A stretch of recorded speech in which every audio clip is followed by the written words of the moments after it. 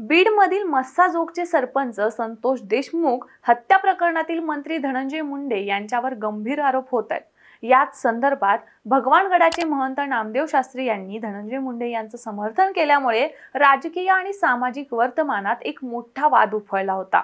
त्यांच्या या समर्थनावरून संताप व्यक्त करणारी लाट सोशल मीडियावर तर दिसतच होती, पण त्याचप्रमाणे राजकीय वर्तुळातही तीव्र प्रतिक्रिया उमटल्या होत्या। अशातच देशमुख कुटुंबीयांनीही शास्त्रींची भेट घेऊन त्यांना आरोपींबाबत महत्त्वाची माहिती दिली। या संपूर्ण घडामोडी दरम्यान मराठा आंदोलक मनोज जरांगे पाटील यांनी धनंजय मुंडे यांच्याबाबत आता खळबळजनक विधान केलंय।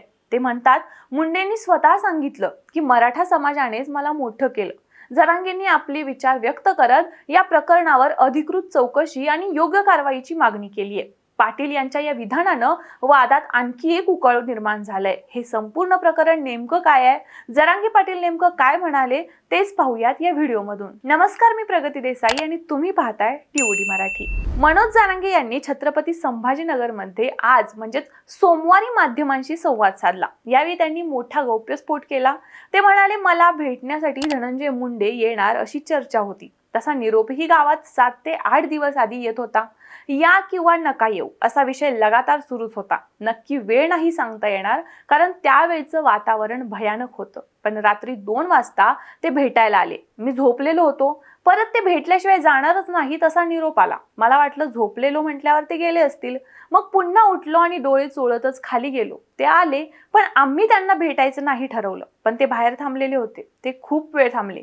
मग मीच म्हटलं किती वेळ उभं करावं, कारण मला हृदय आहे, माणुसकी आहे, म्हणून मग त्यांना भेटायला गेलो। त्यावेळी धनंजय मुंडेंनीच वाल्मिक कराडची ओळख करून दिली। जरांगे म्हणाले, शेवटी त्यांचं नाव आहे आणि आपण असा दुजाभाव नाही केला पाहिजे असं मला वाटलं। त्यामुळे तसाच कणाकणा खाली गेलो। भेटलो तर दारात 2 लोक उभी होती, एक धनंजय मुंडे आणि दुसरे ते कराड। धनंजय मुंडे यांनीच मला कराडांची ओळख करून दिली। त्यावेळी आपण त्यांना हेच का तो इन्व्हेस्टरचे पैसे बुडवणारा असं बोलल्याचंही जरांगेंनी यावेळी सांगितलं। धनंजय मुंडे या भेटीवेळी आपल्याला म्हणाले, माझ्यावर अन्याय झाला तरी मराठा समाजानंच मला मोठं केलं, माझ्याकडे लक्ष राहू द्या असंही म्हटल्याचं जरांगेंनी यावेळी सांगितलं। तसेच त्यावेळी ते जाताना आपल्या पायाही पडले असा खळबळजनक दावा जरांगेंनी केलाय। अंतरवाली सराटीमध्ये मला भेटण्यासाठी निवडणुकीच्या काळात शेकडो राजकीय नेते यायचे। मी पण त्यांना दिवस रात्र भेटत होतो। मीही त्यांचा सन्मान केला।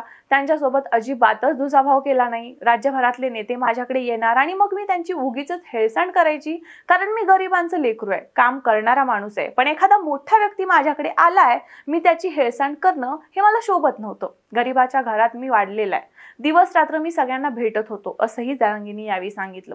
त्या दिवशीही नाही आणि आजही नाही, नामदेव शास्त्रींना मी दोष दिलेलाच नाहीये, कारण ती टोळी विचित्र आहे। ती करवून घेते। ते त्यांनी केलेलं पाप झाकण्यासाठी त्यांना देवधर्म काहीच कळत नाहीये, तर ती टोळी विचित्र आहे असा खळबळजनक दावा जरांगेंनी वाल्मिक कराड आणि त्याच्या टोळीवरती केलाय। त्या टोळीला माहिती आहे की त्यांनी केलेलं पाप झाकलं जात नाहीये, पण ते आता झाकतच नसेल तर ती लोक खूप वाईट आहेत, परिस्थितीतून गेलेत आणि फक्त ओबीसी समाजाचा ओबीसी या नावाखाली त्यांनी खूप अन्याय सहन केलाय। काही गरज नव्हती त्या टोळीचा अन्याय सहन करण्याची, पण तरी त्यांनी केला असं देखील जरांगे पाटील यांनी माध्यमांना सांगितले। या विधानांवरून आता सोशल मीडियावर खूप प्रतिक्रिया उमटल्या आहेत आणि यातूनच वाद आणखी चिघळणार का ते येणाऱ्या काळात समजेलच। पण हा महत्त्वाचा मुद्दा म्हणजे जरांगे पाटील यांनी अगदी स्पष्ट शब्दात सांगितलंय की ओबीसीच्या नावाखाली लोकांनी खूप अन्याय सहन केलाय। जरांगे पाटील यांचे हे विधान राजकीय वर्तुळातही मोठ्या प्रमाणावर चर्चेचा विषय बनले।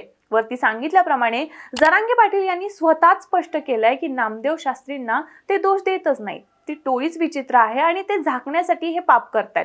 यातून काय कळतं तर मनोज जरांगे पाटील यांनी आपल्या प्रतिक्रियेत ओबीसी समुदायाच्या हक्कासाठी आवाज उठवलाय आणि त्याचप्रमाणे सामाजिक व राजकीय संरचनांमधील अन्यायावरही प्रश्न उपस्थित केलाय। एवढंच नाही तर जे ठराविक ओबीसी नेते मराठा आरक्षणाच्या विरोधात होते, त्यांच्याच ओबीसी समाजासाठी आता जरांगे आवाज उठवणार का असा प्रश्न उपस्थित होतोय। याबद्दल तुम्हाला काय वाटतं? मराठ्यांचा नेता म्हणून ओळख असणारे जरांगे पाटील आता ओबीसींच्या हक्कांसाठी लढणार का? ते आम्हाला कमेंट करून नक्की सांगा आणि सर्व राजकीय अपडेट्ससाठी टीओडी मराठीला सबस्क्राइब करायला विसरू नका।